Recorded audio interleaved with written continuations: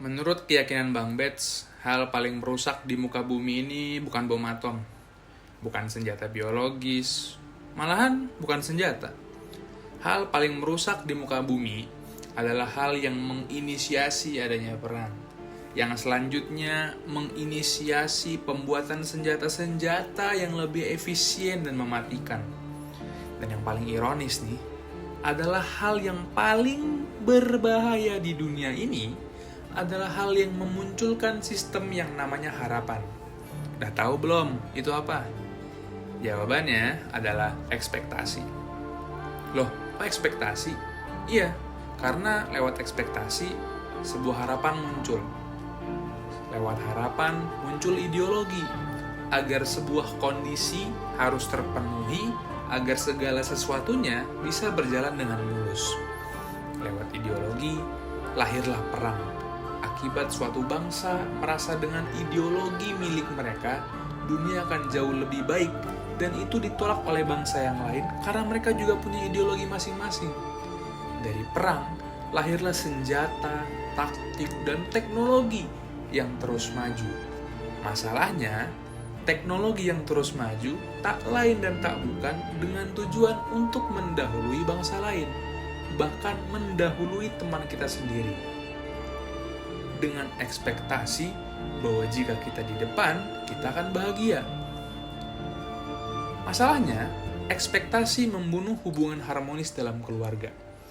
Ekspektasi menghapus akal sehat dari hubungan sederhana. Mau contoh? Coba aja lihat di sekitar lo. Seorang anak nih, yang sepanjang masa sekolah tuh dia pinter banget. Lalu ketika dia masuk kuliah, tiba-tiba nilainya drop. Orang tuanya pasti kecewa dengan argumen-argumen yang menurut gua nggak relevan gitu loh. Perasaan kamu pas SMA pinter, kok pas kuliah jelek nilainya? Lah, apa hubungannya antara pinter dan nilai? Bukannya Bill Gates dan Steve Jobs juga di DO? Tapi kan mereka di DO bukan gara-gara goblok.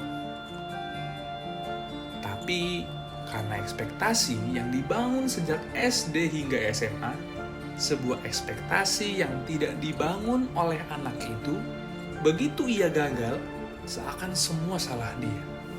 Terus, anak itu harus cerita sama siapa? Bukannya ekspektasi orang tua yang sangat masuk akal. Tapi, begitu masuk pada ranah masuk akal atau tidak, kita akan ketemu masalah baru. Bahwa semua yang masuk akal belum tentu fakta. Dan gak semua fakta itu masuk akal. Manusia berekspektasi bahwa semua yang masuk akal itu ya fakta. Dan berekspektasi soal bagaimana harusnya yang tidak masuk akal harusnya nggak bisa jadi fakta. Terus, gimana kalau anak itu sejak SD selalu ranking 40 dari 45 orang, lalu mendadak terbakar semangat dan berhasil masuk sebuah universitas bergengsi? Mungkin terdengar tidak masuk akal, tapi realitanya berhasil membawakan banyak contoh dari narasi klise zero to hero tersebut.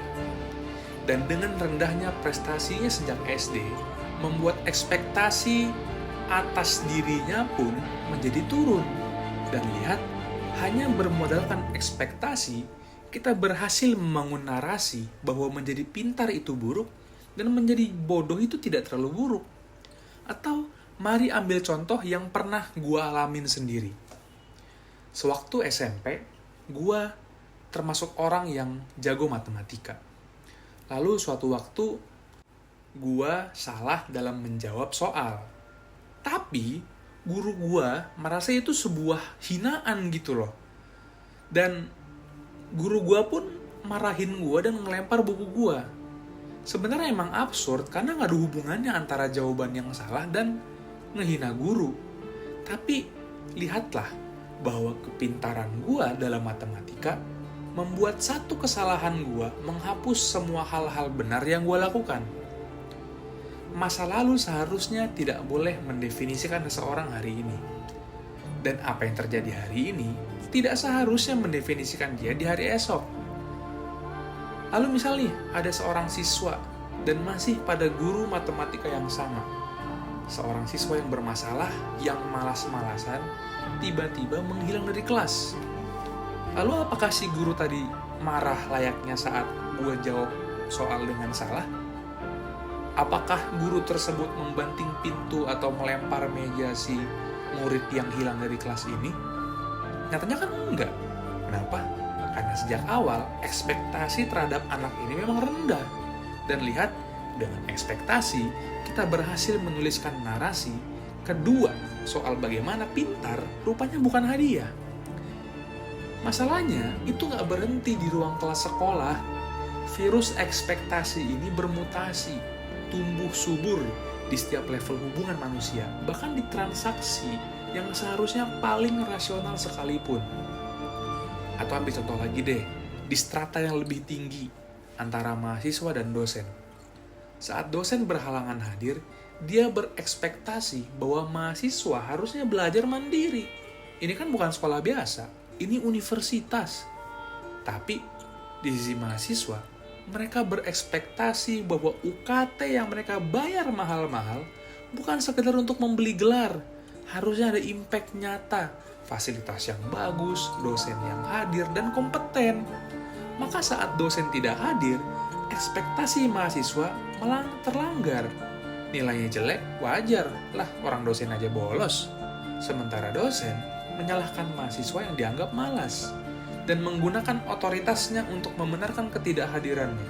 Saya dosen, saya punya urusan penting, kalian harus bisa belajar sendiri. Dan lihat apa yang terjadi, komitmen mati di kedua sisi. Dosen tidak merasa wajib hadir, mahasiswa juga nggak merasa wajib belajar. Masing-masing punya ekspektasi yang membenarkan sikap mereka. Nggak ada yang salah, tapi nggak ada yang bertanggung jawab juga. Maka dari semua contoh bagaimana ekspektasi itu sangat merusak, kita dapat melihat realitanya hari ini. Banyaknya mahasiswa, bahkan siswa, mengakhiri hidupnya akibat tekanan akademik dan tekanan dari keluarga. Banyak pasangan yang saling menghina soal laki-laki yang tidak mampu menafkahi si perempuan dan soal si perempuan yang terkesan materialistis. Tapi, video ini bukan seruan untuk berhenti berekspektasi. Tapi soal bertanggung jawablah atas ekspektasi lu sendiri. Silahkan berekspektasi, nggak ada yang salah. Namun, ketika ekspektasi lu membunuh orang lain, apakah ekspektasi tetap nggak salah? Ya memang, ekspektasi nggak salah. Tapi, tindakan tidak bertanggung jawab atas efek dari ekspektasi yang kita gantungkan pada orang lain lah yang salah. Terus, apa solusinya? Sepanjang hidup gue belajar satu hal. Kalau lu nggak suka sama hasil pekerjaan orang lain, maka silakan kerjakan sendiri. Bukan berarti kita harus jadi lone wolf yang tidak pernah minta bantuan. Tapi, jangan titipkan kebahagiaan lu pada performa orang lain. Kalau lu nggak siap kecewa, ya ambil tanggung jawab atas ekspektasi lu. Atau ubah pendekatan lu terhadap situasi itu. Bukankah lebih mudah menghadapi realita yang kita ciptakan dengan tangan sendiri daripada harus membuang-buang emosi dan menyebabkan terbebaninya orang lain oleh ekspektasi kita? Kalau lu nggak suka dengan sikap marah orang tua lu saat nilai lu jelek, ya usaha semampu lu dan komunikasikan dengan jujur apa yang sudah lu lakukan. Tapi lu perlu paham bahwa lu tidak bisa mengontrol reaksi mereka. Yang bisa lu kontrol adalah usaha lu sendiri dan ketenangan hati lu saat menghadapi reaksi mereka. Kalau lu sebagai orang tua tidak siap kecewa dengan hasil belajar anak lu, yang lu nggak tahu sesulit apa dia berjuang, ya bersikap bijak. Bersikap bijaklah pada hasil apapun yang ia kabarkan. Jika tidak siap dengan ocehan mahasiswa yang mengeluh soal nilainya jelek, ya ngajar yang benar. Jangan menggantungkan ekspektasi bahwa mahasiswa akan belajar sendiri. Kalau nggak suka dosen yang nggak masuk, ya belajar. Jangan jadikan ketidakhadiran dosen sebagai alasan untuk tidak melakukan apapun. Lu nggak bisa kontrol dosen. Yang bisa lu kontrol adalah lu tetap belajar atau enggak. Kratos pernah berkata pada anaknya, I'm sorry. Do not be sorry. Be better. kita seharusnya tidak pernah berekspektasi bahwa orang lain akan memaafkan kita. Yang seharusnya kita lakukan adalah berekspektasi pada diri sendiri untuk menjadi lebih baik. Masalahnya, siapkah kita untuk bertanggung jawab atas satu-satunya hal yang bisa kita kendalikan, yaitu diri sendiri dan ekspektasi sendiri? Dan sebagai penutup, gue akan memberikan satu analogi terakhir yang mungkin terdengar ekstrim. Dari zaman ke zaman, mukjizat seorang nabi itu nggak pernah sama. Musa membelah laut, Ibrahim tidak terbakar api, Daud mengalahkan Jalut, Isa menurunkan makanan dari langit. Tapi, dengan semua mukjizat itu, masih aja ada manusia yang merasa kecewa kepada Tuhan. Kenapa? Karena ekspektasi kalau Tuhan bisa membuat para nabi melakukan hal-hal luar biasa, kenapa sampai sekarang masih banyak orang yang sudah beribadah tapi tetap melarat? Kenapa kejahatan masih di mana-mana? Bukankah Tuhan mampu menghilangkan semua itu dalam sekejap? Nah, ini pertanyaan teologis nih, yang sudah diperdebatkan ribuan tahun. Dan jujur, channel gua bukan tempat yang tepat untuk membahas ini. Tapi poinnya sederhana. Kalau Tuhan yang Maha Kuasa aja bisa merasa mengecewakan karena ekspektasi manusia, apalagi sesama manusia biasa yang punya keterbatasan. Dan dari begitu banyak ocehan gua, kiranya hanya itu yang mampu gua sampaikan di video ini. Masih banyak statement yang buat tanamkan pada video ini, tapi gua putuskan untuk gak gua masukin, karena agak melenceng dari tema dan alur penyampaian video ini. Tapi satu hal yang paling penting, melalui video ini, gua, Bang Bets, tetap berdiri sebagai pihak yang tidak membela siapapun, tapi terus menunjukkan kesalahan di semua pihak.